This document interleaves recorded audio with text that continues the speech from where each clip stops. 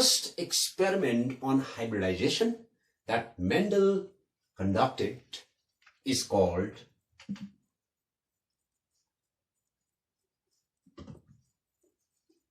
Monohybrid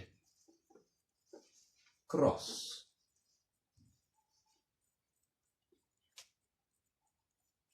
Monohybrid cross is one in which the parents involved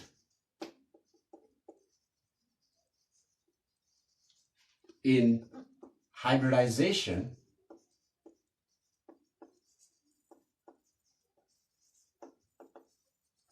to produce a hybrid differ only in one pair of contrasting characters or one pair of alleles. What we mean here is, if we are going to take parents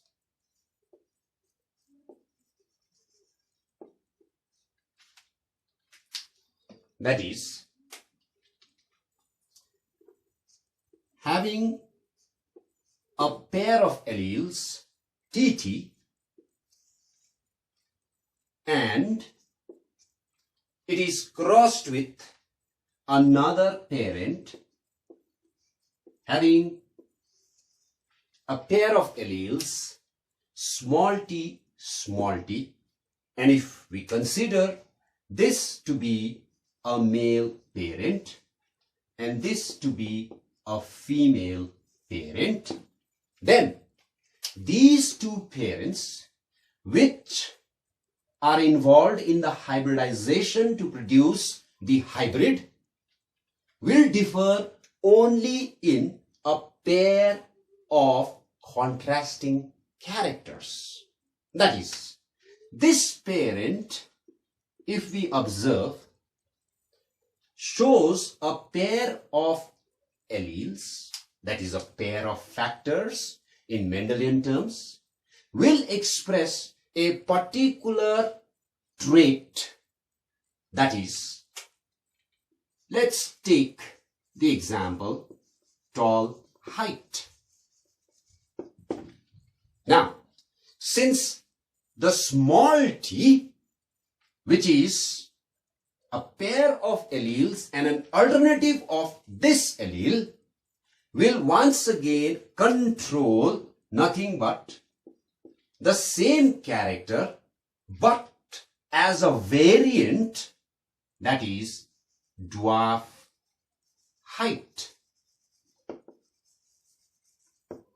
So here we see there are a pair of contrasting characters. So if these two are taken together, both of them belong to the same character, that is height. Both of them belong to the same character. But as far as the contrast of this height is concerned, the two parents differ. So here we see these two contrasting characters are nothing but a pair of contrasting characters which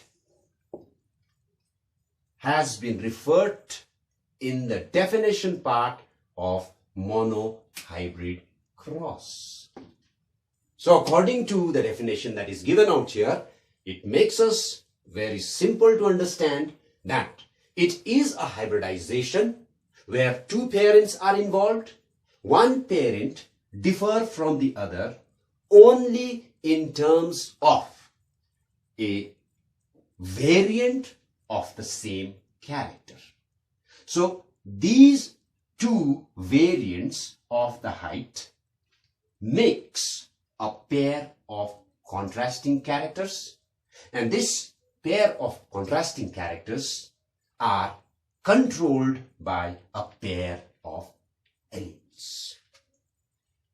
So let us get into the details of monohybrid cross now. So we take monohybrid cross, and we know that in monohybrid cross we consider only a pair of contrasting characters, and the parents involved will differ only with the variant of one character. So let us consider a parent with a pair of alleles controlling a character height. As it is written with capitals, we know these two will resemble the dominant allele. This parent is now crossed with another parent, and since this parent is resembling two T's but are written in small letters, therefore these are the pair of alleles which are recessive. And if T is controlling tall height, we know small t will control the dwarf height. So here, these two are the parent progeny for the character height. One of them is tall and the other one is dwarf. So these two parents will produce gametes. This will produce gametes. These will also produce gametes. So now let's take the gametes. The gametes produced by this particular parent will be capital T, and this parent producing the gamete will be small t. Now both of them are alleles. When the two kind of gametes carrying the two variants or the alleles controlling the height fuse, we know during fertilization the gametes fuse and the progenies are produced. So this progeny that is produced by the fusion of the two gametes from these kind of parents, it will lead to the production of a hybrid. So this is the combination of alleles for the character height produced from these two parents. The expression of this particular hybrid progeny is tall height.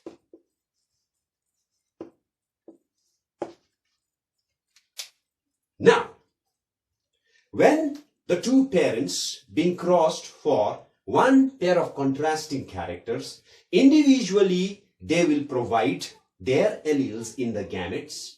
Ultimately, the gametes unite during the process of fertilization and produce a hybrid.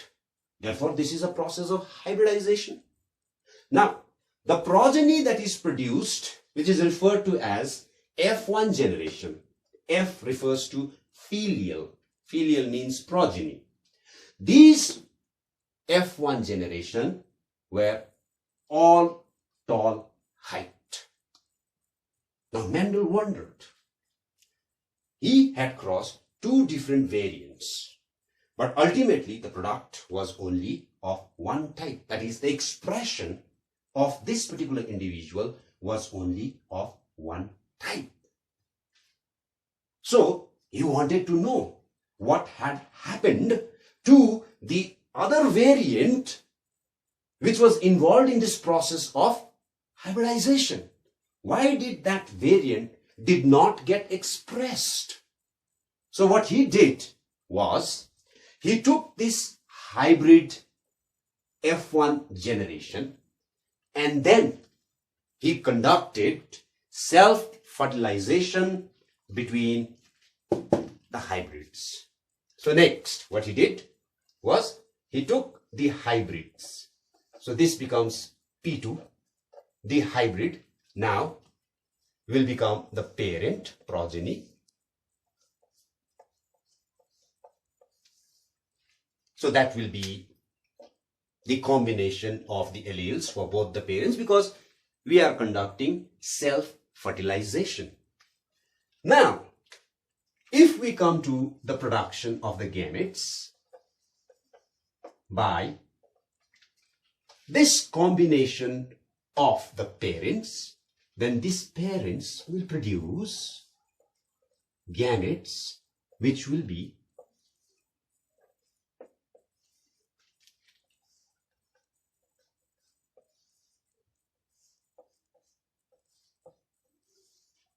of this type. As we know, the gametes are haploid in nature. That is the reason each of the gamete is being resembled with only one letter. Now what he found, after the combination of these gametes, the F2 generations are being produced. The F2 generations. Now these F2 generations combined in this fashion.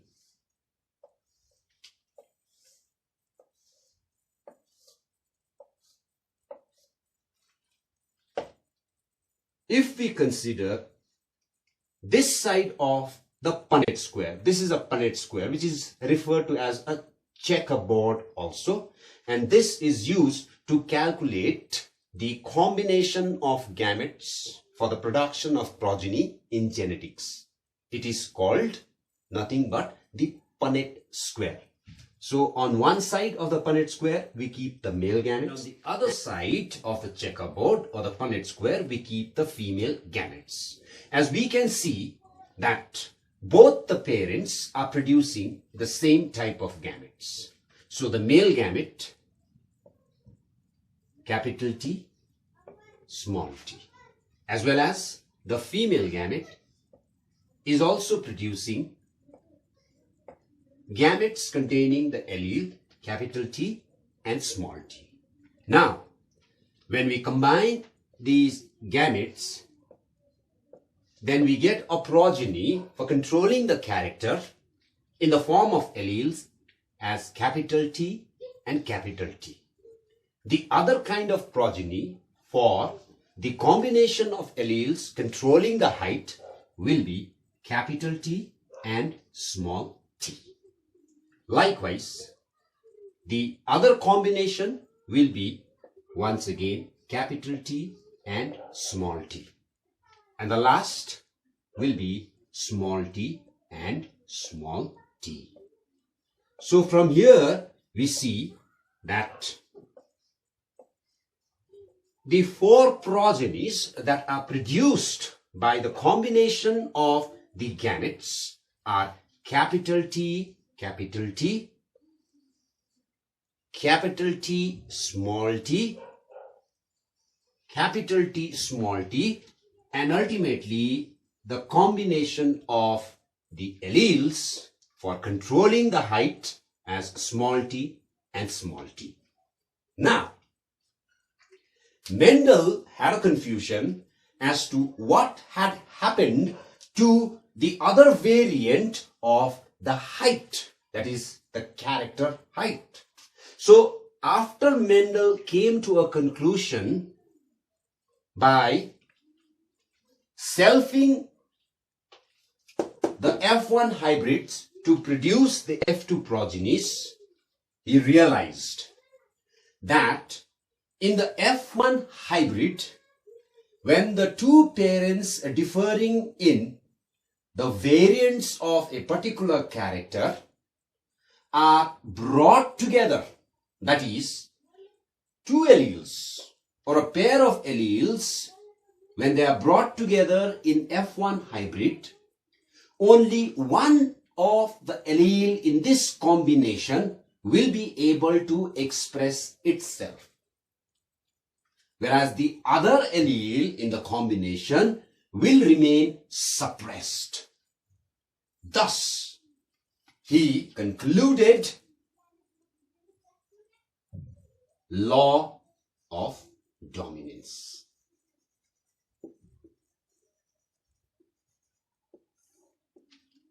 Here, in the law of dominance, we see when a pair of factors are brought together in the F1 hybrid, only one of them is able to express themselves, whereas the other remains suppressed. The one which expresses itself is called the dominant allele, and the other which remains suppressed is called the recessive allele. Therefore, the law of dominance states when a pair of factors are brought together in the F1 hybrid, then only one of the factor expresses itself, whereas the other remain suppressed.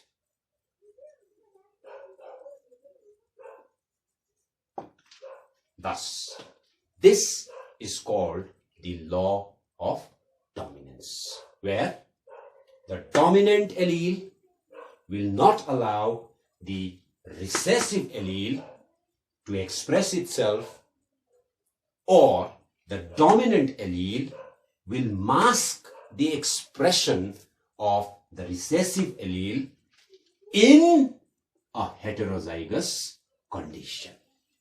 In the previous class, we studied about homozygous and heterozygous condition. So this is a heterozygous condition where only one of the allele will be able to express itself, and that allele is called the dominant allele.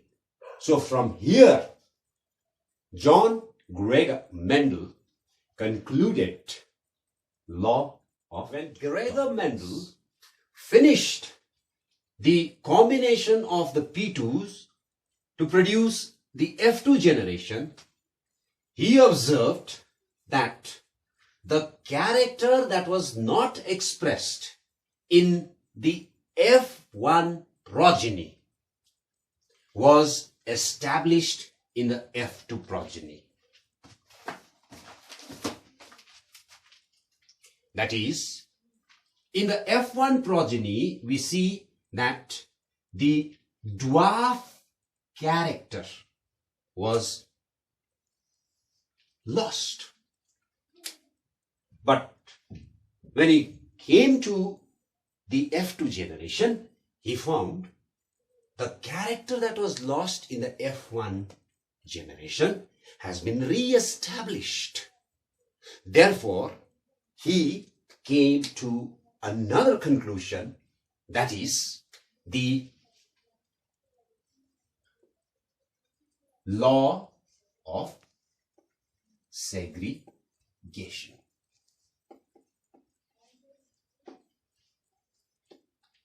What he observed was, when the P2 was being crossed with each other, they produced gametes.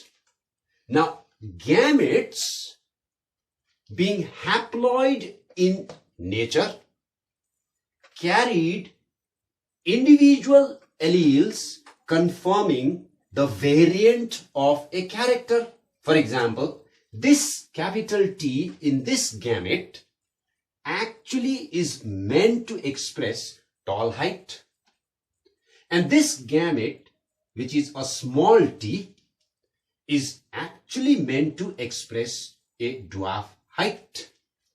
Therefore, if these two alleles would not have separated or segregated during gamete formation, there was no possibility of re-establishment of this combination of the allele. Therefore, he concluded, when gametes are formed, the character controlling factors segregate and do not blend with each other or contaminate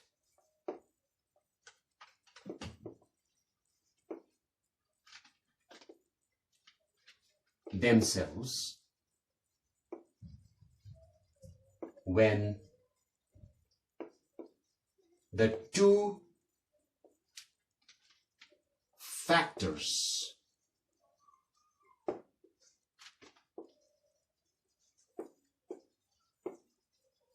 that is, the contrasting factors were present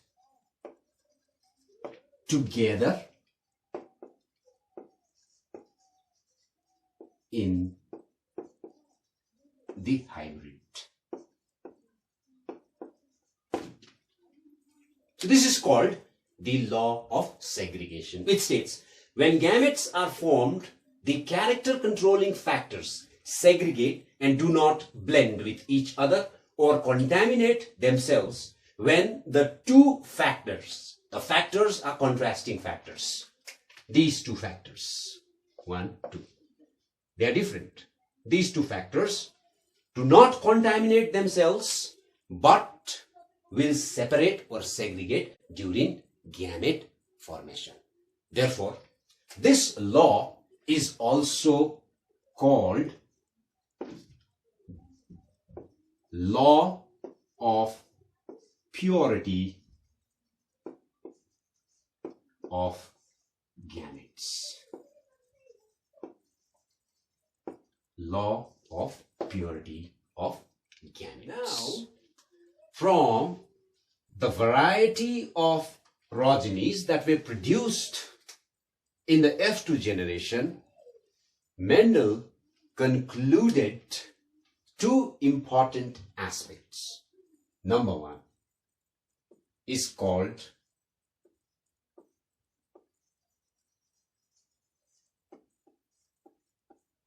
phenotypic ratio.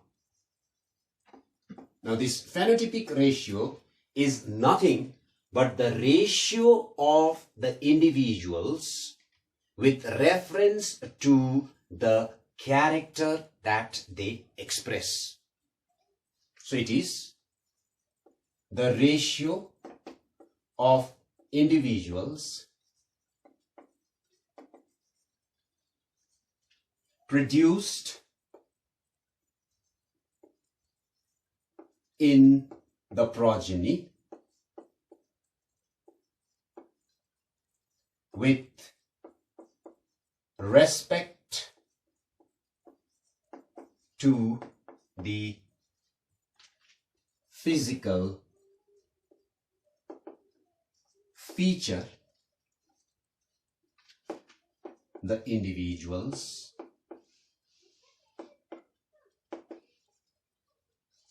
bear or possesses.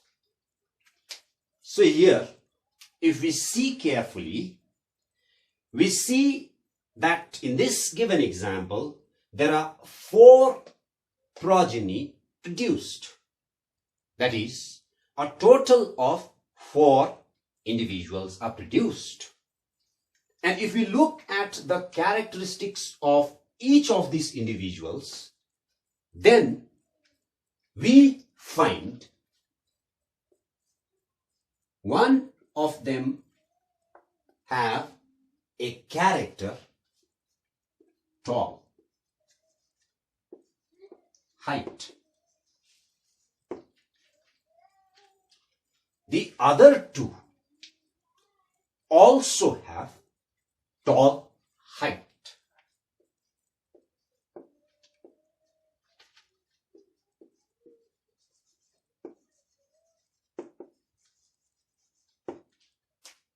But this tall height expressed by this combination of alleles and this tall height expressed by this combination of alleles, that is, the 2 combination of alleles,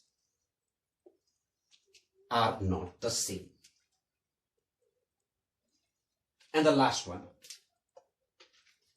is an individual which is having a dwarf height.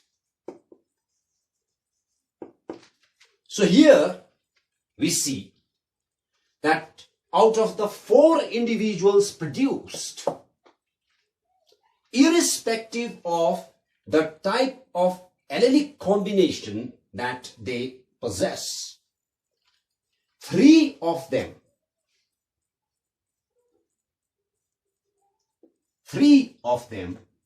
are tall height. These 3 individuals, irrespective of the kind of combination of alleles that they have, they are tall height. Whereas this individual, which is singly present, has a dwarf height. This ratio of tall height bearing individuals with dwarf height bearing individuals is called phenotypic ratio, which is 3:1.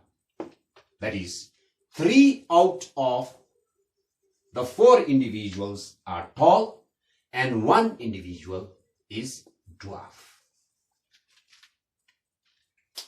So this brings us to the conclusion with reference to the phenotypic ratio. Now, as we look at the combination of alleles in the individuals, then we see there is 1 individual out of the 4 individuals that was produced having a combination capital T, capital T. This condition will express a tall height.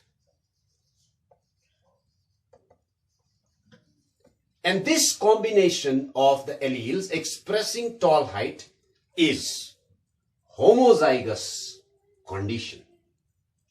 Now, there is another combination of alleles for the expression of the tall height, and the individuals are 2 in number. This also expresses tall height. But this combination of alleles is heterozygous. So in the previous class, I explained to you all homozygous dominant, heterozygous dominant. This condition is called homozygous dominant and this condition is heterozygous dominant. So, one individual is having this type of genotype, that is capital T, homozygous dominant, and two of the individuals are having capital T and small t as combination of alleles. This will also express tall height, but this condition is called heterozygous dominant. And the last individual has a combination which is small t, confirming dwarf height.